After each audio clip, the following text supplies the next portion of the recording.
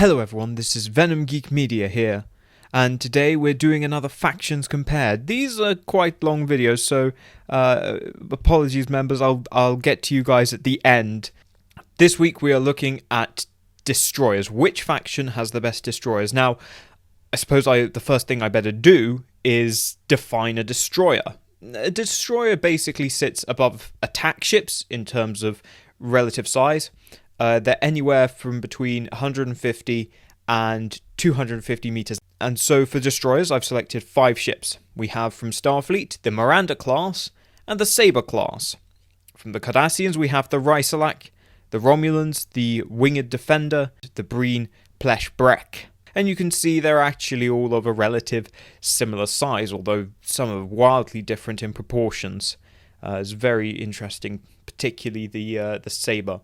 In terms of role, these are ships that will either be hunting small attack ships like Hidekis and Jem'Hadar fighters, or they will be used in packs, small packs, to attack capital ships. But they're your kind of general purpose, light maneuverable ship, but they're a lot more capable than, say, an attack ship.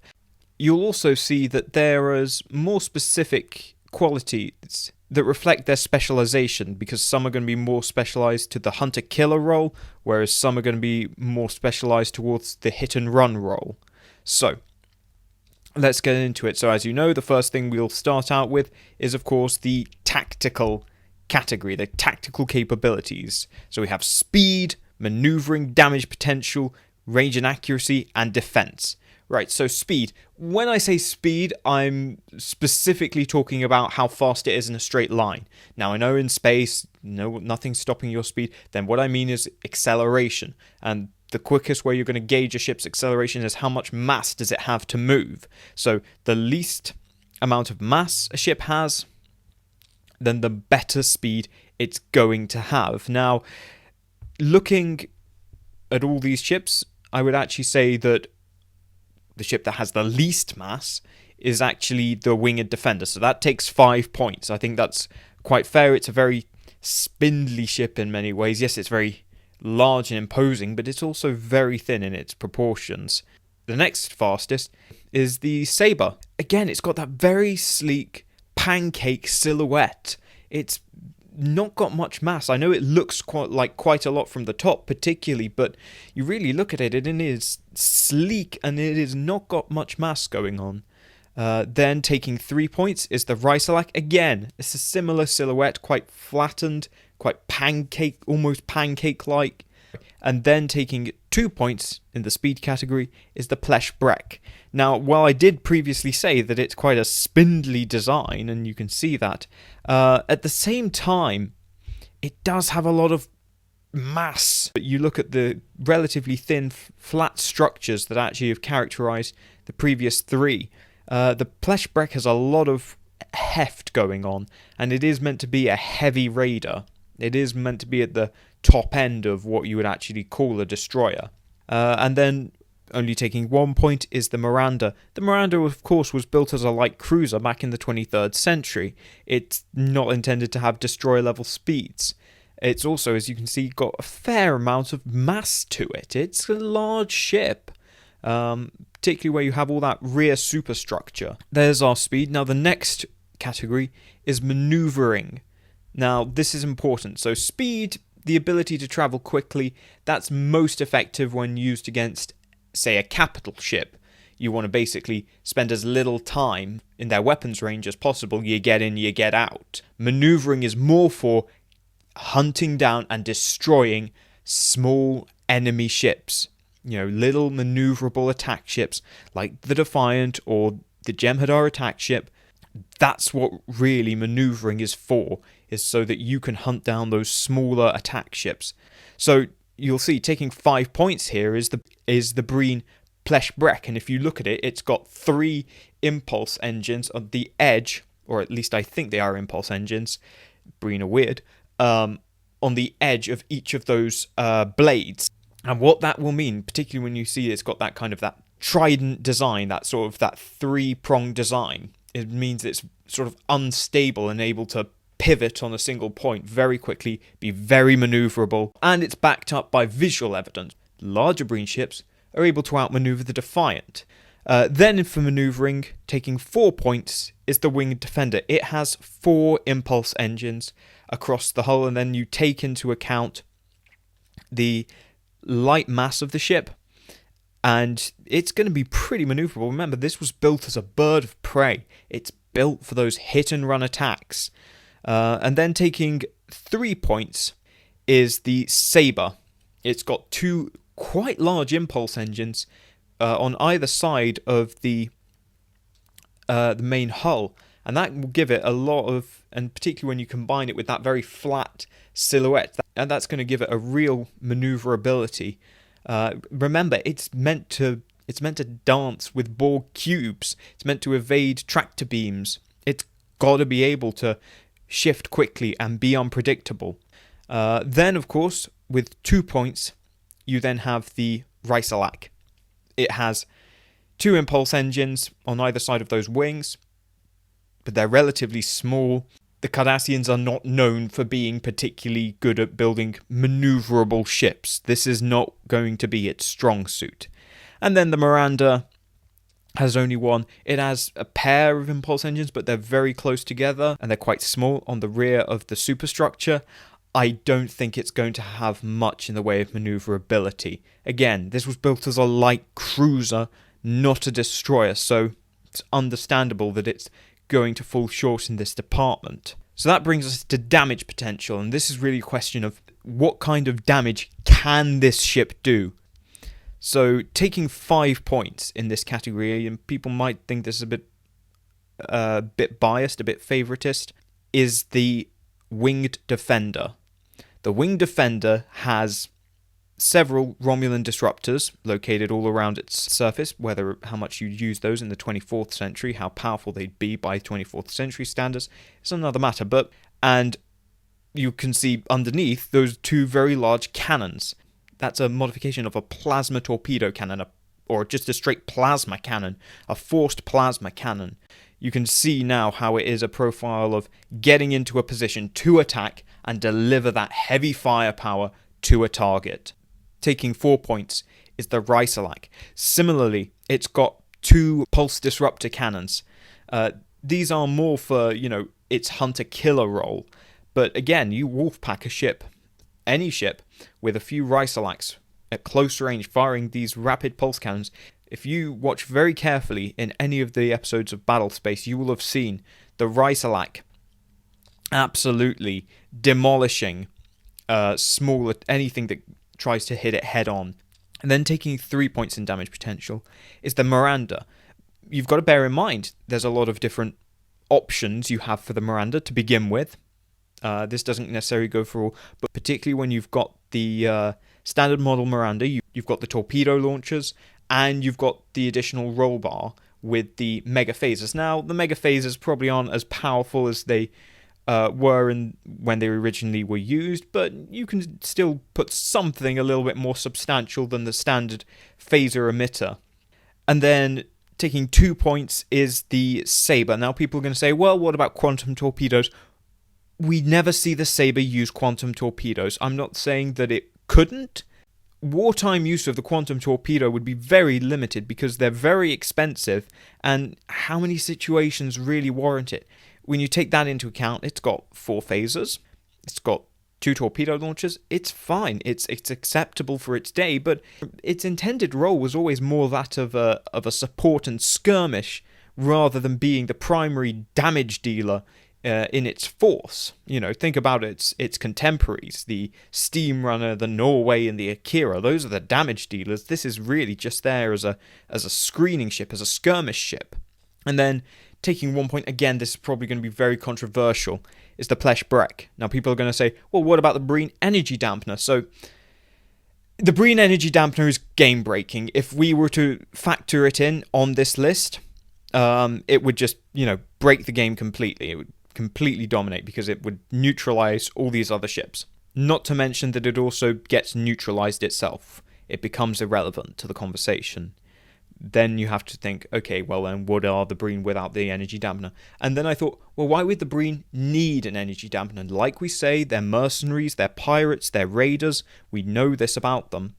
pirates and raiders aren't keen on blowing up enemy ships. So my guess is that actually Breen weapons, aside from, of course, that energy dissipator, are quite weak and more, meant for disabling and harassing or just, fending off pursuers. I don't see Breen weapons as being particularly powerful. Otherwise, why would they need something like the energy dampener, which helps, either capture a prey, could disable a pursuer. So for that reason, I've given the Plesh Brek 1 point. Now, that brings us to range and accuracy. So obviously, having that damage potential is great, but how close do you have to get to the target to deliver it effectively? So taking 5 points in range and accuracy, I'm giving to the Miranda. It's a Starfleet vessel. They are built for, long-range engagements, and it has the mega phasers. Bear in mind, these top 3 for this are actually going to be very closely matched. Then taking 4 points is the Plesh Brek. Breen ships are weak. They need to keep arm's length from the enemy as best as they possibly can. They need to place their shots precisely if they want to disable a target. That's what the Breen do. So I think giving them 4 points is quite fair. Then the Saber. The Saber, again, it's a Starfleet vessel with a good fire control system, though this one is more intended for getting in a little bit closer. Then taking 2 points is the Rasilak. This is where you see the big division, because the Rasilak has pulse cannons, which are great at very short range, but aside from that, once you start getting out to medium and long range, it starts to struggle, and then that becomes even more egregious for the Winged Defender, which takes 1 point. Plasma torpedoes are very low velocity. They're basically shotgun weapons in terms if you want to use video game terminology, but they are very up close, personal. So for that reason, the Winged Defender only takes 1 point in range and accuracy. Now that brings us to defense, and this is pretty simple. The ability to absorb damage, but also evade damage. So taking 5 points in defense is the Saber. The Saber has ablative armor. It has the most modern shield systems. It's a tough ship, and then you look at that targeting profile, it's difficult to hit.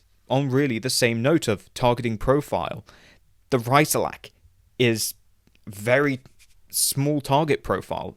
Flat pancake, pretty much. And Cardassians do build their ships to take punches. They have to. It's about all they can do. Similarly, the Miranda, it was built to take on, the capital ships of its day, and it's well built. They're reliable, tough designs, and certainly they're not as highly strung as these last two. And of course, the last two are the Plesh Brek, taking 2 points. Just look at the Breen ships. They're very flimsy. They're taken out actually quite easily. Once you actually hit them, they're pretty easy to break. And the only reason it's ahead is because it's newer. And it's, of course, ahead of the Winged Defender, which takes 1 point. I mean, just look at it. It's very light. It's very flimsy by 24th century standards. It's not built to take hits. No, I did think about incorporating the cloaking device into this score, because both the Winged Defender and actually, from having researched background information, it sounds like the Breen would also use cloaking devices. Cloaking devices are a double-edged sword. What it means is that, okay, yes, you can't be attacked, you're safe, although of course Jem'Hadar helped neutralize that. But you can evade attacks, but you also can't do anything. You've just taken yourself out the fight. There is certainly elements where it's useful, particularly in doing those kind of hit and run attacks, but it's a double-edged sword, and you can take yourself out of the fight and limit your options. And so, let's just round out the tactical scores. So currently leading with 17 points to the surprise of no one is the Saber. Following closely behind with 16 points is the Winged Defender. And then behind that, with 15 points, is the Rasilak. And then with 14 points, the Plesh Brek. And with 13 points, the Miranda. The most closely matched factions compared so far. So it's going to be very interesting to see how does this work out. overall, because they're all pretty closely matched. As you can see, they're destroyers. There's very little between them. They just have slightly different specializations. So now we're going to move on to strategic score. So the first thing we're going to be looking at is warp power. That's really two elements. What is its maximum warp speed? And, how can it maneuver in warp for warp speed combat? And, how strong is the warp field? How long can it stay in warp before being knocked out? That's really what we're looking at. Taking 5 points in warp power should be no surprise. It's the Saber. You've got a very tight geometry warp field with the way those nacelles are arranged. They're very well protected. Very strong warp field. And probably very maneuverable. They've got the new Defiant warp core in there, so it's very powerful. Taking 4 points is the Breen Plesh Brek. Now, I'm not sure what everything is, but I'm pretty sure those blades are at least partially warp engines. They at least seem to be on the original Breen ship.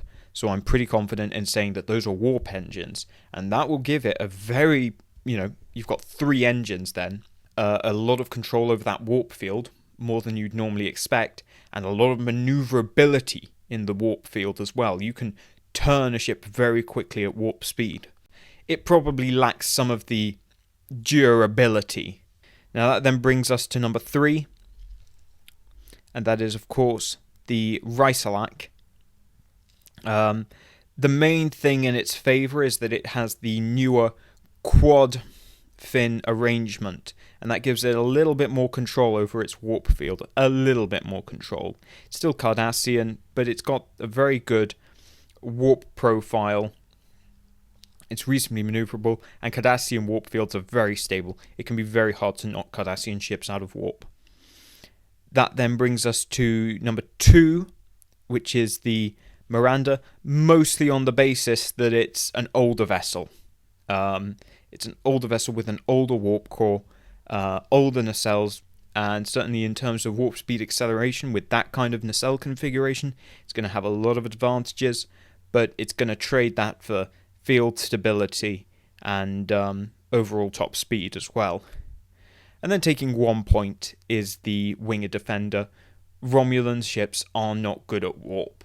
It's not their strong suit. You do have, of course, the cruise mode for the Winged Defender, but, Romulan warp fields are more focused towards minimizing profile than they are maximizing performance. Next up is range. How far can the ship travel on a tank of petrol or, antimatter, whatever they're running on?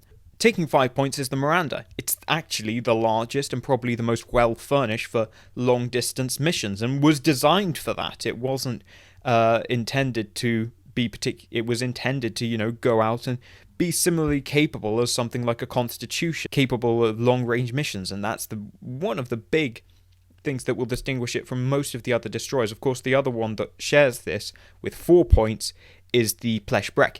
The Breen are raiders and pirates, so they are going to be going out on very long missions and long voyages on their own without support, so they do need to have that capability for long range, long distance travel. This really contrasts with the other 3 ships, which are much more defensive and purpose built. So with the Saber, which now takes 3 points, yes, it's a ship of the 24th century, but it's quite small and has quite a small crew. It isn't made for long-range missions and isn't made for long-distance voyages. It's to, patrol within the Federation and go wherever it is needed. Similarly, the Rasilak Cardassians have a very defensive mindset. These are, planetary defenders. They are there to defend Cardassian colonies, not to go out exploring, if Cardassians even do that. And then, of course, 1 Romulans. Now, you might think, well, hang on, what about the quantum singularity? This is too small for a Romulan quantum singularity. I know people have speculated that those ships can, but they are way too small. Only the large warbirds carry artificial quantum singularities. This will carry some form of warp reactor or advanced fusion drive, probably both. And previously I have augmented the score with that of their motherships, because this would be carried by a Duridex. Now, I could do that, but we're more rating these as independent units as compared to the attack ships, which were, war-winning as to, their overall war-winning effectiveness. I'm more looking at it as its, individual capability. It was a bit of a cheat, I'd say, to give the Romulan scout ship that kind of range. Obviously wouldn't, but it was more intended for that than the Winged Defender, and the Winged Defender as a destroyer is going to be asked to do more, so it can't be so reliant on its mothership. So that brings us then to maintenance. How easy/difficult is this ship to maintain? How much things going to break down? And how easy is it going to be to replace them? These kind of questions. In terms of maintenance, it's actually taking 5 points is the Miranda. Yes, it's older, but it's tried and tested parts, very reliable, extremely reliable, and very, very, very easy to replace any parts. That's one of the advantages of going with such a tried and true design.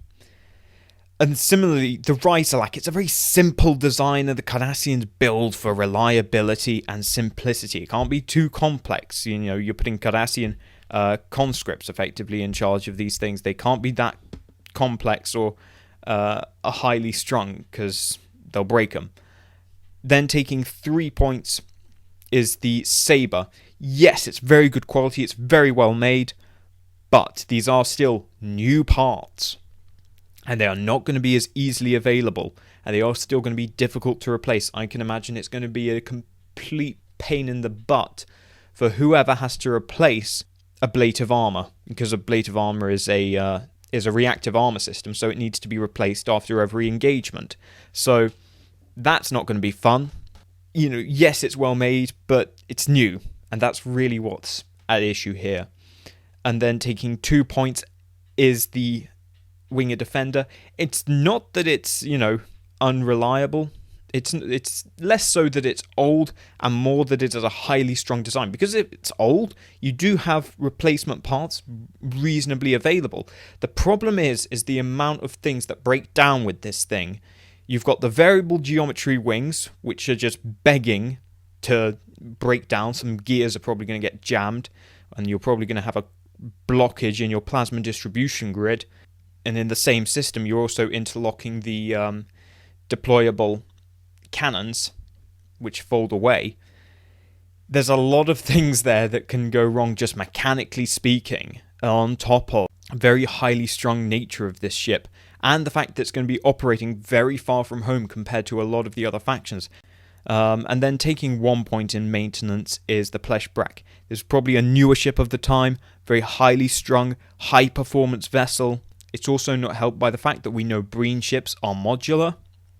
This is something I'll get onto in a Breen ship chat. But they are modular, and the Breen are more, a confederation than a actual unified state. So different Breen factions and different captains are going to modify their ships for whatever they want, and then it's going to be very difficult to sort out a good supply chain to keep them running. And then that brings us really to capability. So what kind of missions are they capable of, and how versatile are they? How can you employ them? Similarly, the Miranda, due to its size, due to its modularity, it takes 5 points very easily. It has so many applications, and it's got the size to do it all, pretty much. Not necessarily well, but it can do it all. And then taking 4 points, again, for its more substantial size. And also, again, ship of the 24th century, the Saber. It's got that standard versatility that you would expect from a 24th century starship. Then with 3 points, you've got the Rasilak. Again, it's got the range, it's got a little bit of size. It's certainly more limited than the other two, though, and is much more tied to military applications. The cloaking device does allow for some capabilities for both the Plesh Brek and the Winged Defender. The Winged Defender has at least, it can do, reconnaissance, and it can also do capital ship attack, raiding very effectively with that kind of weaponry. The Plesh Brek does not have that. The Plesh Brek is really just a raider. It is purpose built as a raider and isn't so good at patrol, general engagements, or even taking out specific targets. It's a general purpose raider. It is not refined to the same military doctrinal standards as the others. So that then brings us really to cost. We're not really concerned with numbers overall. The numbers are more dictated by doctrine than production capability. So it's more about how costly is this ship. Taking 5 points in cost was the Rasilak. Very cheap, very easy to build, very simple. The Miranda's only a little bit more complex because it's got some modular parts, and so that puts it at 4, but those two are very, very, very cheap. Again, similar thing with the Winged Defender. It is reasonably cheap. It's an older design, tried and tested, and easy to manufacture. And then taking 2 points because it is a newer design, it is more advanced from what we can tell, is the Plesh Brek, and then taking 1 point for the cost is the Saber. The Saber is very expensive compared to all these. Putting these together with our tactical scores, we get in first place with 34 points is the Miranda class. It really makes up for its tactical shortcomings in its strategic viability as a war-winning ship. It's very good.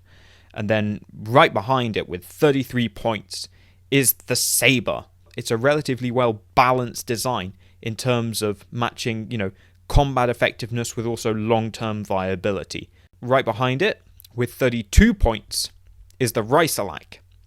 Again, there's a little bit more of a gap. The Rasilak's a bit better strategically, but a very similar thing. And then that brings us down to, with 26 points, you have the Plesh Brek. Again, think about it. These were not built for war-winning purposes. These were built as raiders. Last place, breaks my heart, the Winged Defender, 25 points. Mostly it comes down to the disparity between the tactical score and the strategic score. Tactically, it was very good, second place, but it fell so far behind in its just overall strategic viability. So, comparing that to the poll, which currently stands at 1.1k votes, the Saber easily took the lead with 59 points, and then it's very closely matched currently, it'll probably change, between the Miranda and the Plesh Brek. I actually think the Plesh Brek is slightly ahead from what I can recall. Then the Winged Defender came in with 8%. Some lovers of FAS are out there, clearly. And then with 2%, the poor little Cardassian Rasilak because anti-Cardassian bias. There you go. There is a disparity, but I'm pretty confident in my numbers. I'm very happy with this. And, you can see there's a real competition, particularly at that top end. What do you guys think? Do you agree with my